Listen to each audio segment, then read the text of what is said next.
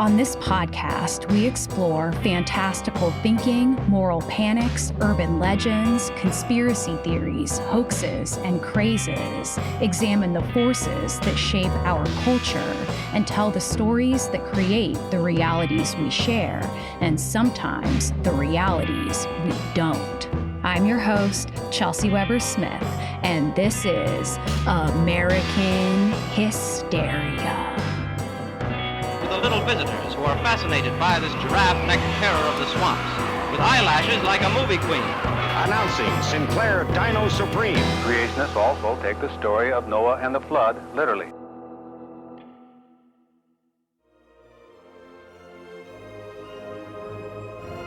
Welcome to Jurassic Park. No matter how old you are, I bet you can still name your favorite dinosaur. The Stegosaurus was mine, the armored vegetarian with those punk rock plates lining its back, its spiked tail like a chain mace swinging around and stabbing predators right in the face. I had a plastic version I played with all the time, until I generously gifted it, along with a Teenage Mutant Ninja Turtle toy that could do a backflip, to my beloved pet box turtle, Barney. No relation to the dearly saccharine singing purple dinosaur, the final neutered form of the Tyrannosaurus rex, which was once known as the Tyrant Lizard King. There, the 90s toy Stegosaurus sat in a smelly terrarium with its distant relative 165 million years removed, stretching its wrinkled neck toward a fragment of banana. Of course, alongside Barney and Friends, I had been watching the 1993 adventure thriller Jurassic Park religiously, announcing, like so many other millennials, that I would one day become a paleontologist.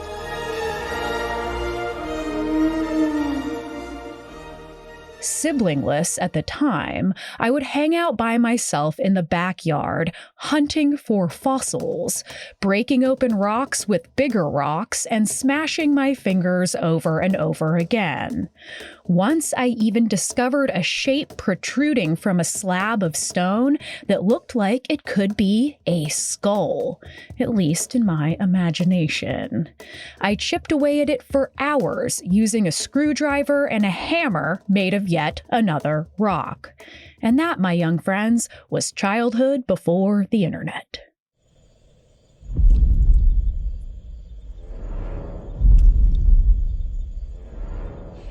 Anybody hear that? It's an impact tremor is what it is. Fairly alarmed here. Come on. We gotta get out of here. Now, right now. Go, let's go. Hey. Start the engine.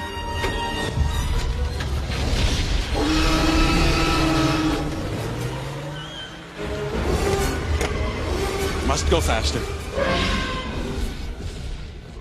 It was indeed the cinematic universe of Jurassic Park that really lit the 90s dinosaur craze on fire, as well as the otherworldly Jurassic Park ride at Universal Studios. For your own safety while on the ride, sit upright and face forward at all times while holding on to the lap bar. Store your belongings securely and remove your hats as they will fly off. Again, face forward and hold on to the lap bar. Floating on a raft through a beautiful prehistoric world reborn in the modern day, we saw two little dinosaurs tug-of-warring with a popcorn box, a bigger dinosaur with its terrifying neck frill spitting venom right at us, and of course, the enormous roaring T-Rex breaking through the ceiling, its jaws almost snatching our raft, before an 85-foot drop that would leave us soaking wet and smiling in ecstatic fear. I got really drenched. Milder pop culture versions of these frightful creatures helped the craze along too, like The Land Before Time. Let your heart guide you. It whispers. So listen closely. Barney and Friends. Did you know that laughing is good for you? Just like eating healthy food and exercising? And of course, the way ahead of its time Jim Henson Productions brainchild called simply Dinosaurs. Hi, I'm the baby, brand new, just out. Gotta love me. Come on, gotta love me.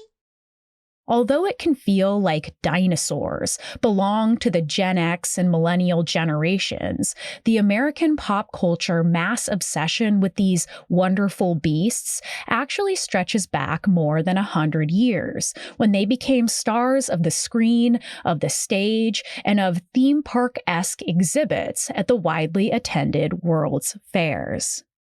For this two-part series, we'll see that dinosaurs are very American monsters, or at least they were for a long period in the emerging field of paleontology back in the 1800s.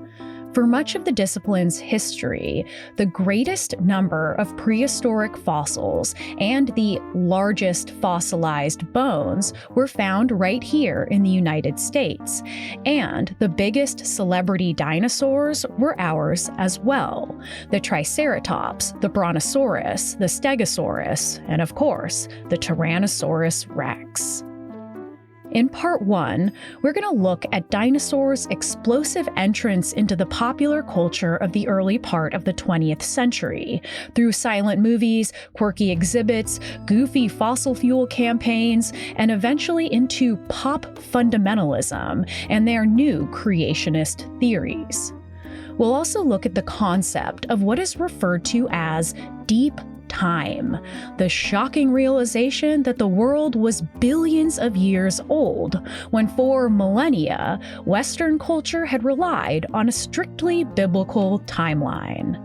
For part 2, we'll look at the Wild West history of early paleontology, how scientists battled tooth and nail for undiscovered fossils, and how the mega-rich and their corporations shaped the early conception of dinosaurs to support the rise of industrial capitalism and the supremacy of the United States.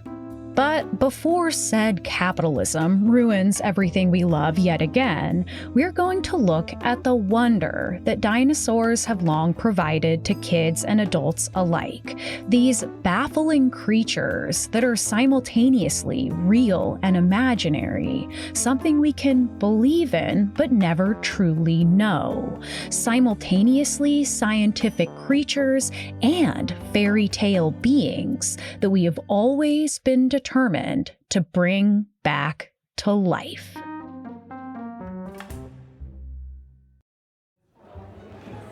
On June 2nd, 1922, a gala was held for the illustrious Society of American Magicians, including Chairman Harry Houdini.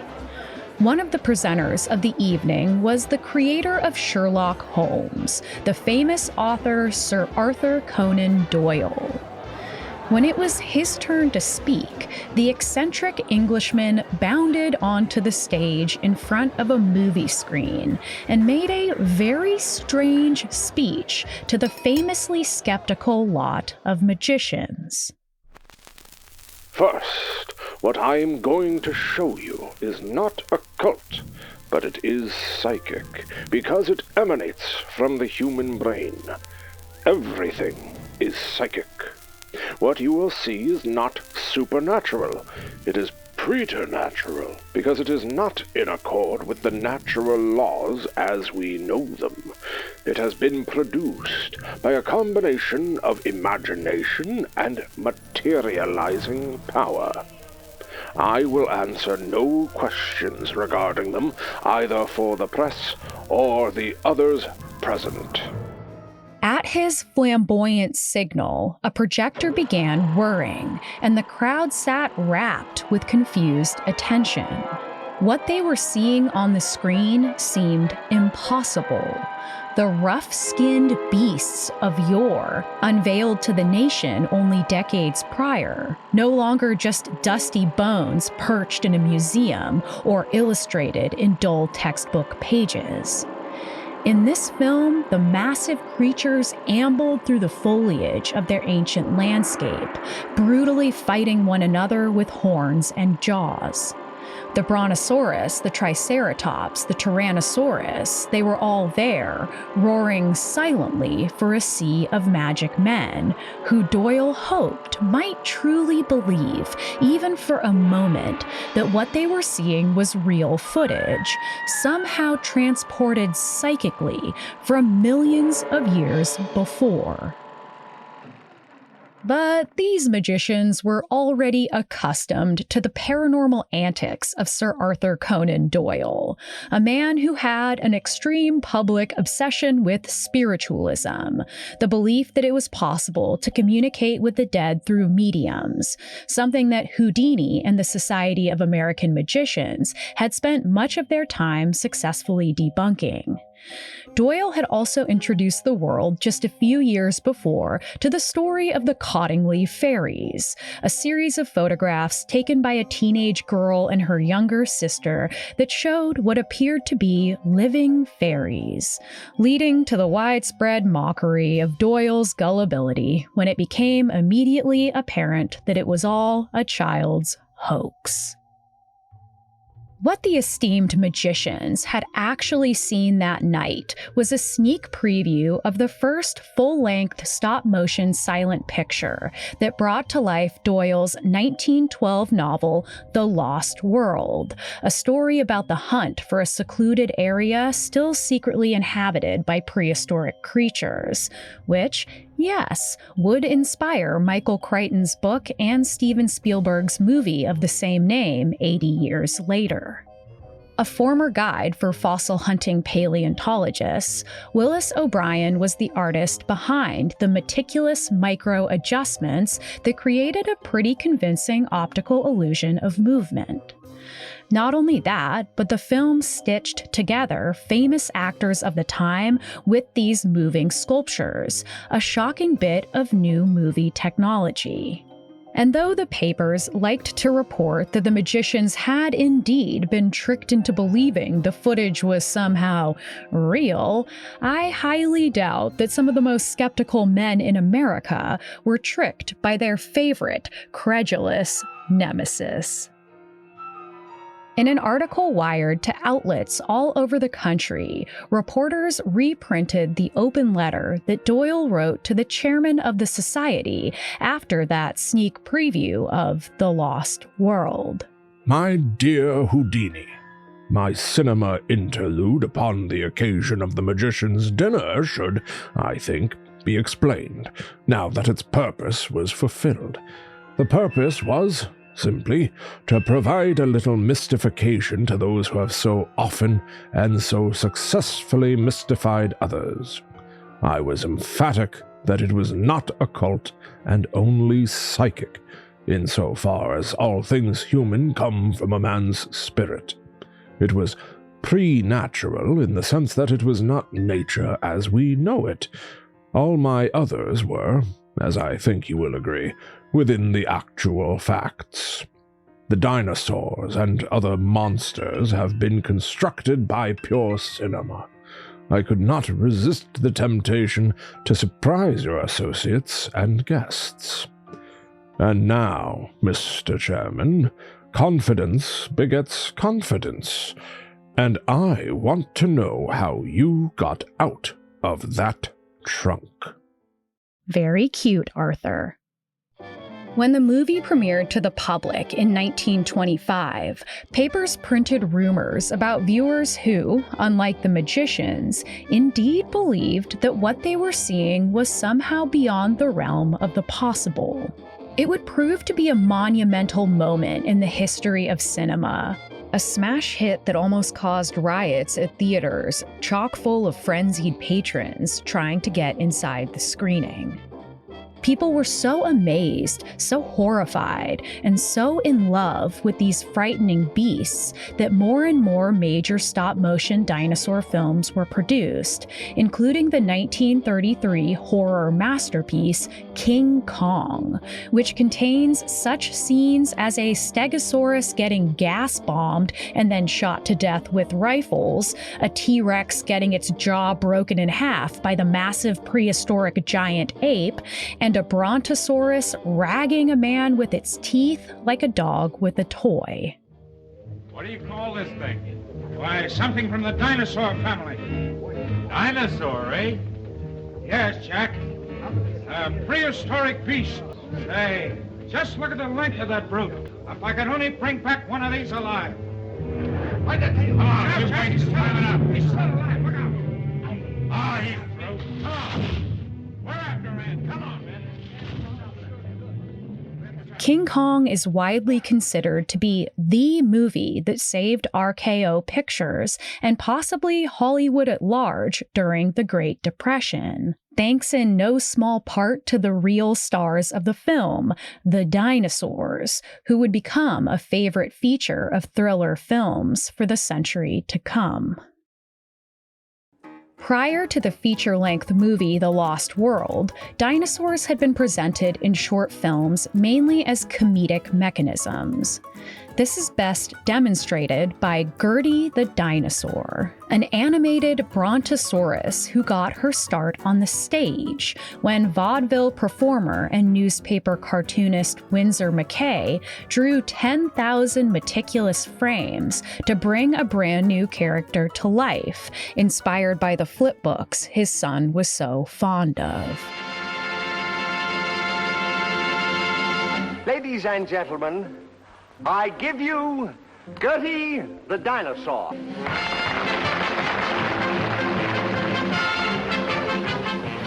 I will speak to Gertie, and she will do everything that I ask her to. Come on, Gertie. Come on out and take a pretty bow. That's a good girl.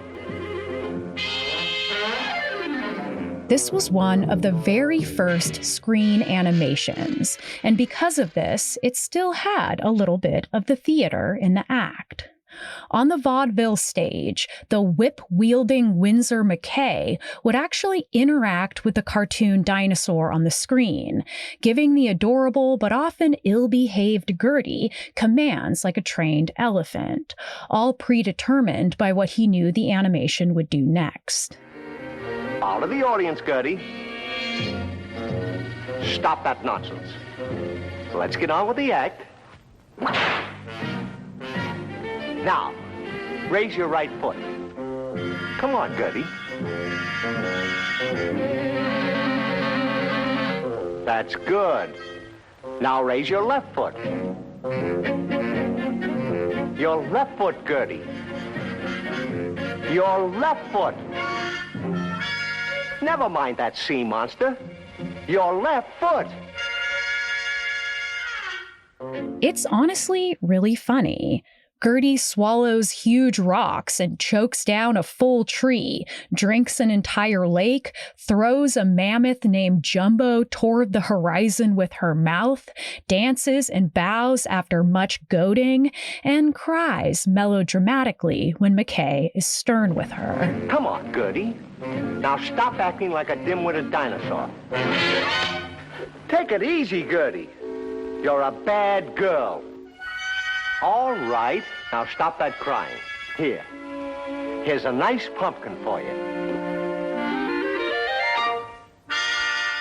The cartoonist performer had designed the animation so when he tossed a pumpkin behind the screen, it appeared falling into Gertie's mouth as small as a grape. He also walked behind the screen and appeared in cartoon form, climbing onto her back as a teeny tiny man. The stage show was so popular that it was made into a film in 1914 starring Winsor McCay and Gertie, which became a smash hit with children and adults alike. Gertie, coming years before the first Disney animations, was a massive inspiration to Walt himself, and a large statue of the Brontosaurus still exists at an ice cream stand at Disney's Hollywood Studios. He also paid homage to the beloved cartoon by using it as a springboard for the Rite of Spring dinosaur section of 1940s Fantasia. Gertie the Dinosaur, as well as the other thrilling horror flicks to come, proved especially popular with children and teenagers, cementing dinosaurs as both wondrous and terrifying in the popular imagination, the exact combination kids like me were always looking for. But really, what would these proto-Jurassic Park movies be without their own version of the Jurassic Park ride?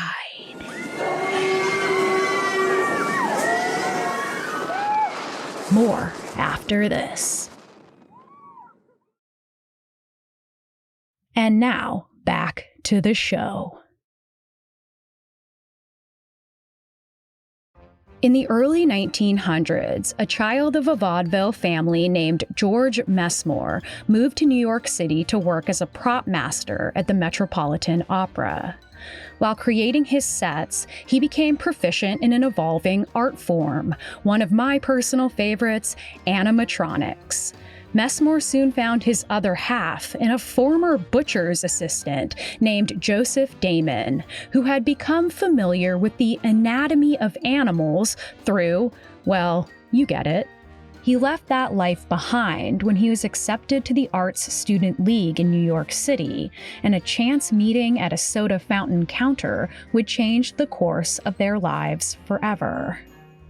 The duo, who went by Messmore and Damon, began their career together in the parade business, which had really begun taking off in the 1910s and 1920s, as told in our Macy's Thanksgiving Day Parade episode. Right as animatronics was becoming a hot new pop technology, they became known for crafting huge, grotesque heads from Grimm's fairy tales, big mechanical clowns, and eventually a much-beloved pack of realistic elephant robots. And, like all dangerously energized startups, the Messmore and Damon company wanted to go bigger. But what animatronic animal could they create that was bigger than an elephant? Well, a full-sized version of the Brontosaurus, of course, the skeleton of which had only been discovered some 60 years before.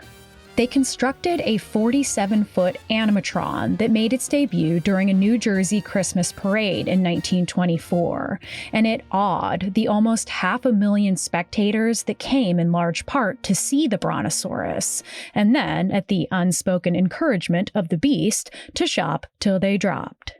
While at the department store, kids could then enter essay writing competitions for prizes, just like we did in the 1990s, by answering questions like, what would a live dino do if it came down the street today? Messmore and Damon's prehistoric spectacle had been made of bamboo and shellacked felt, and was controlled partially by a human hidden within the beast. Witnesses saw the dinosaur open its mouth, move its eyes, flare its nostrils, breathe in and out, and sweep its head and long neck over the gasping crowd. The Brontosaurus could also perform some tricks.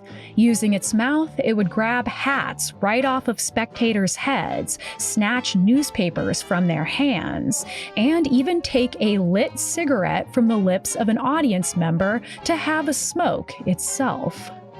Using a hidden phonograph and an amplifier inside its jaws, the creature would let out a massive roar that, according to an employee, was made from a recording of a thunderstorm played backwards, which would sound something like this.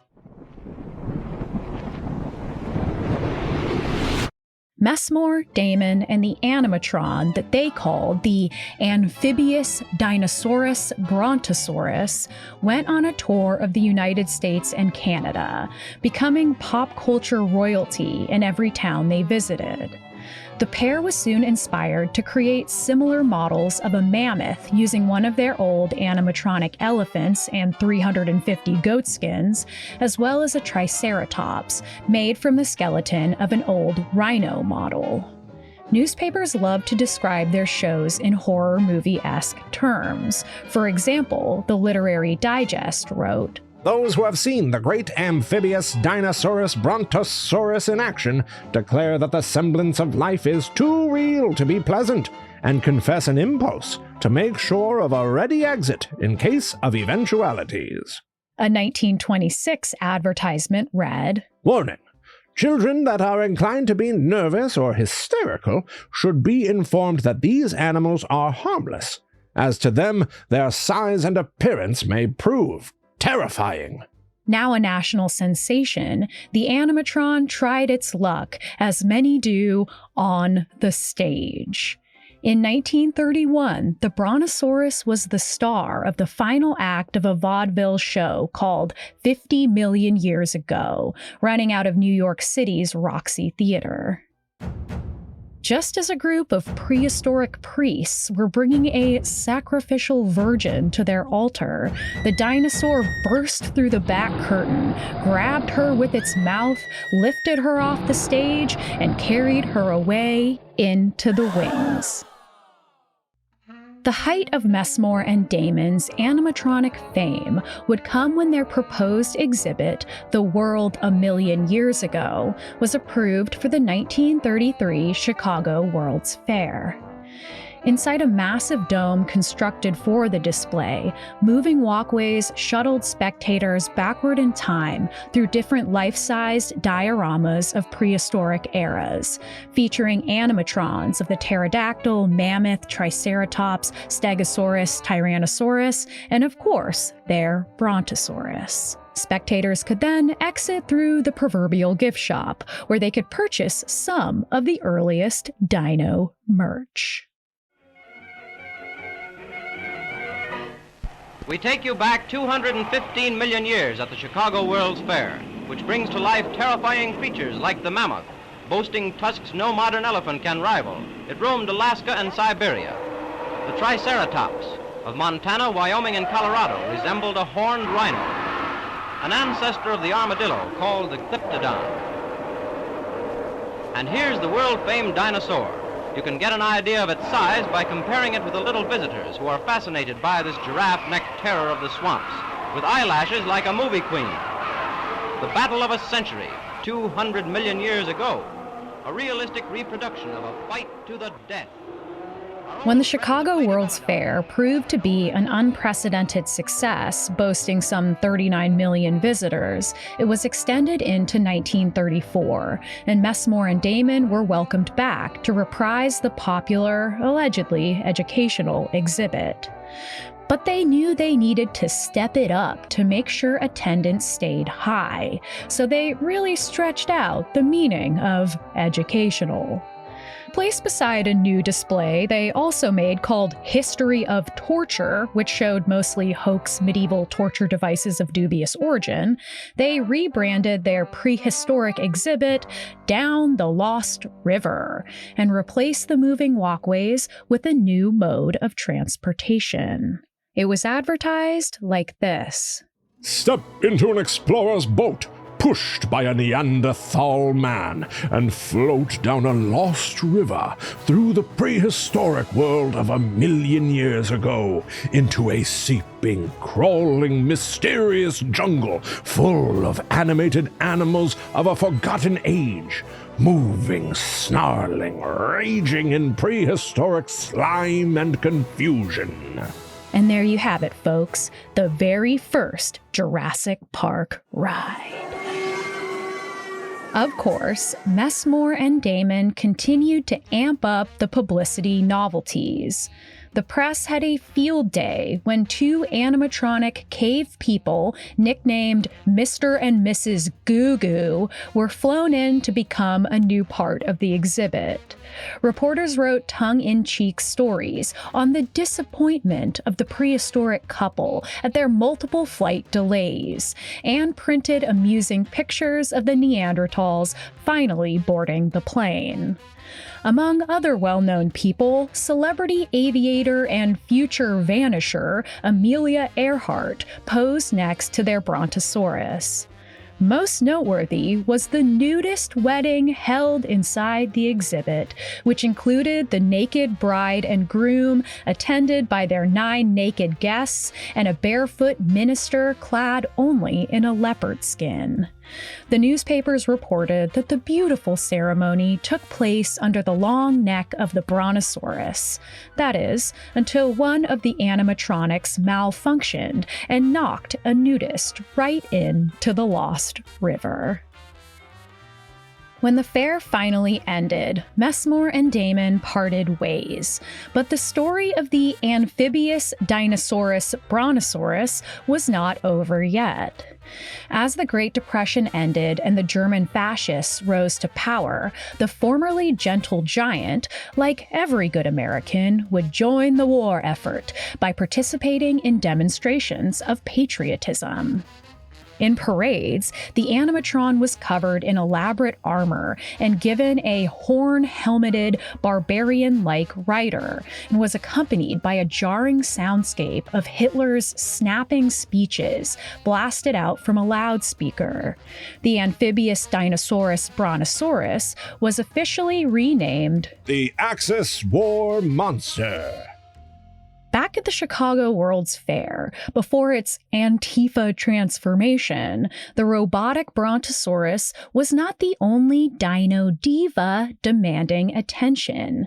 There was another, not far away, also vying for the spotlight. Back to the age of dinosaurs, when oil was forming in the earth. From this great age of power comes the great new name in premium gasoline, announcing Sinclair Dino Supreme. If you like to go and go and go and go, you'll want Dino Supreme at the Sinclair sign. Now, from the age of power through Sinclair Research, Dino Supreme. Up until recently, I, without any real thought behind the matter, believed crude fossil fuels were partially made of the ancient dead bodies of dinosaurs. This is a very common and pretty goofy misconception, one that some of you have probably believed too. But there's a reason why this idea was cemented in the American consciousness, taking precedence over the far less fun fact that our oil is actually the decomposed remains of prehistoric plankton and algae that were under extreme heat and pressure for millions of years. Now, think for a second. Can you recall the mascot of the Sinclair Oil Corporation? It's that green brontosaurus known as Dino that not only graces their logo, but also appears in the form of large statues outside some of their gas stations. Dino has a history almost as old as the company itself, first made famous by their competing prehistoric exhibit at the Chicago World's Fair. The Sinclair oil display had a mechanical Brontosaurus, Tyrannosaurus, Triceratops, Hydrosaur, and Protoceratops, each made by papier-mâché movie artist P.J. Allen, alongside his huge ferns and jagged rocks that decorated the outdoor diorama. Whereas Messmore and Damon's The World a Million Years Ago existed as a form of entertainment and an attempt at education, Sinclair's display had an ulterior motive. Along the winding path, there were explanations of how the company's very special oil was deeply intertwined with the oldest prehistoric eras. How exciting! Their stated mission was to explain some of the most interesting features connected with the manufacture and sale of Sinclair Opaline motor oil, and to impress on the mind of the public the vast age of the crude oils from which the Sinclair motor oils are made. They were using the fairgoers' hunger for dinosaurs in order to become the top predator of the industry by getting customers to believe that better oil came from older rocks. Somewhat surprisingly, Sinclair Oil's exhibit was praised for being far more scientifically accurate than Messmore and Damon's, which, though awe-inspiring, was referred to by some natural history aficionados as humbug. The scientific edge went to Sinclair because there was already an established relationship between the crude oil producer and the world of serious paleontology and geology. You see, in the post-Civil War era, the United States economy was swinging toward a focus on extraction, whether that be of oil, metals, minerals, or other valuable treasures that lay in the mountains of the West. This meant that more and more potentially valuable fossils were being found by miners while they were on the job, leading to a symbiotic relationship between big business and the academic field of natural history. And so, Sinclair did not just use prehistoric papier-mâché pageantry to bolster their brand. They actually sponsored the work of one of the most important paleontologists of the 20th century, Barnum Brown. In 1902 and then 1908, Brown, who was the curator of fossil reptiles at the American Museum of Natural History, uncovered the bones of the most famous dinosaur of all, the Tyrannosaurus rex. The public was, of course, thrilled by the massive new predator, which had been located in Hell Creek, Montana, when Barnum Brown blasted a sandstone dig site with a few sticks of dynamite. Subsequently, his fame became enormous, and the eccentric fossil hunter certainly leaned in, often wearing lavish fur coats to dig sites all over the world, indulging in hard drinking, chain smoking, risky gambling, and of course, beautiful women. Alongside the promotional rubber brontosaurus toys given out at their stations, Barnum Brown made collectible stamps and dinosaur books for Sinclair's customers, which reached more than 650,000 copies in circulation. In return, Sinclair Oil bestowed a whole lot of money on Barnum so he could continue his work through the Great Depression. All in all, the Sinclair funding would allow Barnum Brown to excavate 4,000 bones, around 20 dinosaurs worth, which amounted to a whole lot of good, adventurous PR for the oil company. But that's not all. Sinclair, along with other big petroleum and mining companies that funded paleontologists, asked them to scout out potential oil wells as they surveyed the landscape for prehistoric dig sites. Barnum Brown would even have a stint as a spy for American Big Oil, looking for possible petroleum extraction sites abroad under the guise of innocent geological exploration.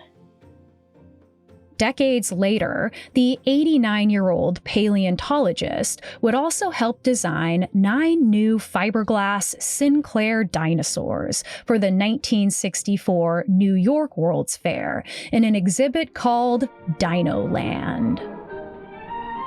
These are a few of the millions of car-owning, traveling Americans who will be telling their friends about the fair and about Sinclair Dinoland for years to come. Sinclair Dinoland, in a prime location, surrounded by titans of American industry, one of the most popular exhibits of the New York World's Fair. A world of wonders that flourished 200 million years ago. A vanished world, recreated by Sinclair. Youngsters and adults alike stand in awe of a world that was. And of course, there's that face so familiar to all of us. Our own Dino. On formal occasions, he's called Brontosaurus. Big fella, isn't he? 70 feet long. Tips the scales at a substantial 35 tons, which makes him about the right size for a company like ours. As a result of being featured as the Sinclair trademark, Brontosaurus is world famous. Partly for transportation, partly for the spectacle, these dinosaurs would actually be floated down the Hudson River on a large barge. And it was such an extraordinary event that traffic came to a stop and many children were allowed to skip school to watch the prehistoric aquatic procession. As strange a cargo as ever embarked since the days of Noah comes down the Hudson, a floating preview of a World's Fair exhibit. The 8 assorted dinosaurs are life-size and will be placed in a setting to remind the world of tomorrow of the world of many yesterdays ago. If their fiberglass eyes could see, they would no doubt find the Manhattan skyline as startling as it does them. The harbor fireboats have welcomed historic visitors, but few prehistoric ones. Once the World's Fair began, Dinoland would attract a record 51 million people who would get a chance to experience a new generation of commercial dinosaurs. In addition, a futuristic machine made plastic dinosaurs for the kids right before their eyes, the most popular souvenir of the fair, and the adults were offered a coupon for a free tank of Sinclair gasoline. Once the fair ended, the Dinoland crew toured the nation to different shopping malls, like aspiring girl bands and boy bands in the 1990s. From there, the fiberglass statues were split up and shipped away to different forever homes, with the Brontosaurus and Tyrannosaurus Rex landing at Dinosaur Valley State Park in Texas, right near the Paluxy River, where a very different kind of movement was coming together, a direct fundamentalist pushback against the discovery of prehistoric life that challenged the authority of the Bible's earthly timeline. More after this. And now, back to the show. The past history of this planet and how life originated upon it have always been subjects of great interest. Basically, there are two major views. One, origin by evolution. Two, origin by special creation. Thoroughgoing evolutionists believe this universe and life within it came into existence by time and chance through a process of natural selection and survival of the fittest. A literal interpretation of the biblical account would indicate an immediate, full-grown creation having the appearance of age, with man designated as Lord of the planet. The creationists believe this original paradise was brought to an end by man's rebellion against his creator. Now you're probably asking, what has all this to do with a river down in Texas or man and dinosaur? Simply this. I think it's important to consider how baffling the revelation of deep time was to Christian Western culture. The sudden understanding that the Earth was not an easy biblical 6,000 years old, but instead millions or billions. I feel like that could be as astonishing to us today as the discovery of life on another planet. It kind of ripped reality in two. If dinosaurs indeed lived eons before people, had God not created every animal alongside man on the 4th and 5th days of creation, as described in Genesis? Had Noah not, in fact, saved a pair from each living animal species? To the majority of people in the Christian United States, something like extinction was unimaginable prior to paleontology, that our animals, crafted by the perfect hands of a perfect Abrahamic God, could have died off completely from the face of God's perfect earth. As confounding as this new understanding of time must have been, it seems that most Christians of the country were eventually willing and able to reinterpret what they read in the Bible as a little more symbolic, imagining the Genesis days of creation more like eras of time. But as the movement of Christian fundamentalism rose in the mid-1900s, bringing their very literal, very narrow interpretations of Scripture into the religious mainstream, deep time became an enemy. In the early 1900s, a young boy known for skipping school was walking along the Paluxy River in Glen Rose, Texas, when he noticed something strange imprinted in the bedrock. When little George Adams returned to school, sheepishly I have to imagine, he told his teacher about what he had seen. When the boy took him there, both were amazed as his teacher told George that these were the three-toed footprints of dinosaurs. These timeless tracks became a kind of legend confined to the small town. That is, until the mid-1930s, when a fossil collector named Roland T. Bird came to see these dinosaur prints himself. On the way, he stopped at a nearby trading post, where he was surprised to see some very odd souvenirs for sale. Imprinted in stone were dinosaur footprints, alongside what looked like large human footprints, or man tracks as they would come to be known, each allegedly chiseled out of the Paluxy Riverbed in Glen Rose, Texas. The implication behind the oddities was clear. Instead of the tall tales scientists were telling about things like evolution and extinction, the actual spiritual truth was that humans and dinosaurs had in fact coexisted, but not just any humans. The Nephilim biblical giants of the Bible that had been killed off by God in the Great Flood.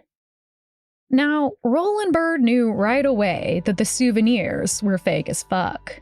During the Great Depression, selling real fossils found along the river had become a mini indie industry for the town, alongside what else but a healthy production of illegal moonshine. But eventually, those real fossils ran out, so folks took to producing their own sloppy reproductions, some of which included these supposed man tracks.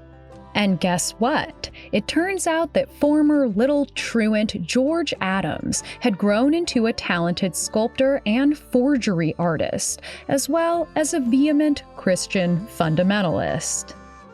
When Roland Bird arrived in Glen Rose, after leaving the little roadside attraction behind, locals excitedly showed him more fossil dinosaur tracks alongside more fossil human footprints that had been found in the bedrock of the river.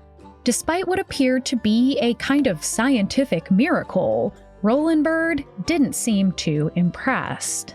Funnily enough, he immediately thought of his buddy Harry Sinclair, CEO of Sinclair Oil, who he believed would get a kick out of the whole stupid man tracks tall tale.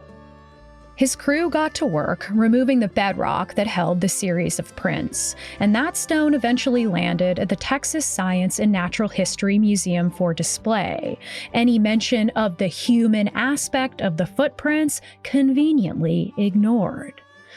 But this sin of stealing from the godly and giving to the secular, along with the arrogant dismissal of the biblically meaningful man tracks, outraged the locals of Glen Rose, who were part of a deeply religious fundamentalist community.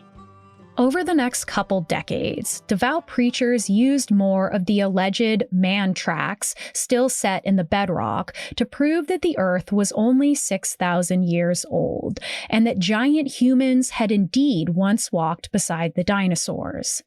They claimed that scientists had been wrong, cowardly, and even conspiratorial in their refusal to entertain this possibility. In 1950, creationist Clifford L. Burdick wrote an article about one of the Paluxy River hoax fossils he had seen in a museum, which he took as the real thing. It was published in the Seventh-day Adventist newspaper, Sign of the Times, and it was titled, "When Giants Roamed the Earth, Their Fossil Footprints Still Visible." In 1961, Clifford Burdick went to Glen Rose and photographed the real thing, and the pictures were printed in a collaborative book called The Genesis Flood, the Biblical Record and its Scientific Implications, which helped cement these creationist ideas into a kind of orthodox fundamentalist belief known as flood geology. The Genesis Flood would become a religious bestseller for biblical literalists and their hopeful converts. Though the authors of the book tried their best to make it sound scientific, it was, unsurprisingly, full of profound flaws, grave misunderstandings, and straight-up propaganda. To drive this point home, a decade later, one of the authors would publish another scientific book claiming that it was a great battle between Satan and the armies of the Archangel Michael that had left the craters on the moon. The dreadful changes that are said to have taken place on this planet are known as the fall. Dying, thou shalt die, God had said. Creationists also take the story of Noah and the flood literally. Many attribute much of our Earth's sedimentary and fossil-bearing strata to this divine, catastrophic judgment upon the inhabitants of the ancient world. One person inspired by the Genesis Flood was Reverend Stanley Taylor, who preached throughout the 1960s. He set out to find even more man-track evidence in Glen Rose for an upcoming documentary he hoped to produce for the Films of Christ Association. And by God, he found them, or rather, he found imprints that were good enough for him. And within a couple years, the Reverend would return with a full documentary crew to film 1973's Footprints in Stone, which claimed to prove scientifically that humans and dinosaurs walked side by side in an appropriate biblical timeline. The film would circulate all over the country to different churches and even in certain public school science classes for about a decade before it was challenged by skeptical dissenters. When actual paleontologists visited the site to analyze it, they were able to figure out that what appeared to be human and giant footprints were just eroded or partially collapsed tracks from three-toed dinosaurs that held their weight at the heel, obscuring the front part of the foot. The length between the strides also pointed to a bipedal dinosaur, not a giant human being. When the man-track's tale was widely debunked, many more sensible creationists caved, and the pressure they put on the Taylor family led to Footprints in Stone being removed from circulation by the mid-1980s. But the foundations of a new Christian pop movement known as Young Earth creationism were already laid, and examples of the dinosaur man-track fossils still reside in Glen Rose's Creation Evidence Museum of Texas.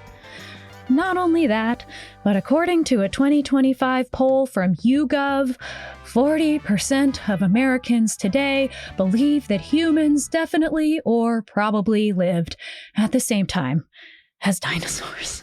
Both skeptic and believer have come from far and wide to peer into your waters and stand in awed surprise. Could man have lived at that time when dinosaurs walked here? Then geologic tables are incorrect, I fear. O river Paluxy, revealer of history, no longer a mystery, those footprints in stone, both man and dinosaur roamed on your ancient shore. River Paluxy, revealer of history. Now, if we look way back in time to when the first mammoth teeth were discovered in the colonies in the early 1700s, it was indeed believed that these were the remains of those Nephilim giants killed in the Great Flood. These teeth were music to the ears of famous Puritan influencer Cotton Mather, who just so happened to be working on a book that used science to present the biblical history of the Great Flood as an indisputable fact. This belief in fossilized giants was not some rogue religious delusion.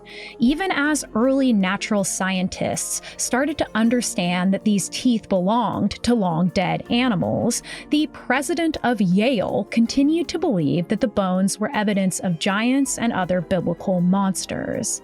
The same thing was happening in England as well, where the discovery of a massive femur led one researcher to guess that it was actually the huge petrified testicles of a dead giant, which was thusly given the Latin name Scrotum humanum. But to some in the colonies, the answer was obvious. When the first mastodon and mammoth teeth were discovered, it was enslaved people who recognized them as similar to the molars of elephants they had known in Africa. But it took a very long time before anyone would believe what they were saying. In a similar vein, when it came to this concept of deep time, those who had already been living on the continent were not surprised by this new natural history revelation. For millennia, indigenous tribes had a close relationship to the ancient fossils and massive bones that they came across now and then. Their conceptualization, the specifics of which varied from community to community, turned out to be so much more scientifically accurate than the prevailing Christian mythos. Many tribes, including the Zuni, Navajo, Apache, and Hopi, understood through oral tradition that there was a time before humans, and in fact, there were long eras in which different types of creatures and plants appeared and disappeared, leaving behind evidence of their existence buried in the earth. The concept of evolution was also understood by many tribes, that the animals they coexisted with had decreased in size over time, that their relatives had once been massive versions of the same kinds of beings. In the creation myths of the Zuni, oceans were full of giant lizards and other aquatic beasts, eventually killed off by volcanic lava, leading to a bevy of new giant mammals taking their place. But do we think that early paleontology took these ideas seriously? Not a chance. Instead, a belief became widespread that America's biblical giants were a kind of lost race, which meant that the colonists had a right to the land that their spiritual ancestors had once occupied. And for those who were learned enough to dismiss these religious delusions, well, they found a weird way to say the same thing, but smarter. According to one of our main sources, How the New World Became Old by Caroline Winterer, it was believed that if indeed these great reptiles and these great mammals had inhabited the earth long before the indigenous peoples, then they were in fact not the first Americans. That title went to the beasts that came before and proved that all the world's history was a cycle of power and prominence, and European colonists were just the next in line to rise to the top. It was science, after all. And then these fossils, often considered sacred objects and even sites of vision quests, were removed from indigenous lands for study, display, and of course, our entertainment. Despite all the science that was proving to the contrary, it seems like most Americans have preferred to imagine the coexistence of dinosaurs and human beings, whether it be literally or just for fun. So, in the Jurassic Parkian sense, we brought them back to life in the modern era. 1925's The Lost World and 1933's King Kong, with their dinosaurs hidden in the jungles of the present. present, the sentient Gertie and her whip-wielding vaudevillian trainer, Messmore and Damon's state-of-the-art boat ride through the deep past, Sinclair Oil's jolly fossil extractions that power our modern lives, and the Glen Rose, Texas man tracks that rewrote natural history to prove a mythos that Christianity had relied on for thousands of years. For a century and a half, we've wanted to see them living right now, to compress billions of years into a single moment, to get a grasp on the incomprehensible reality of deep time, and to animate the remains of these almost paranormal beings that lived in a time that we will only ever glimpse through the sparse imprints they left behind. It's easy then to understand why dinosaurs have been so beloved by children. We can only ever truly know them as fairy tale creatures, but real. Throughout this episode, we've seen how artists and paleontologists made dinosaurs into pop culture icons, the Hollywood movie stars of dusty old science, and we've seen how the existence of dinosaurs was used very early on to promote a positive narrative of American Christianity and colonialism. Well, we're just getting started. For part 2, we'll need to go back further in time to see how these fossils were uncovered, studied, and celebrated in the early days of paleontology, both in the United States and across the pond. We'll learn how fossil hunting and analysis became an obsession for both scientists and lay people alike, how one bitchy feud between academic egomaniacs fueled American dino supremacy, and how, in the Sinclairian model, early corporate business moguls became obsessed with the potential that dinosaur bones presented. We'll see how these roaring titans of the deep past helped the titans of the present justify the rise of a predatory American capitalism.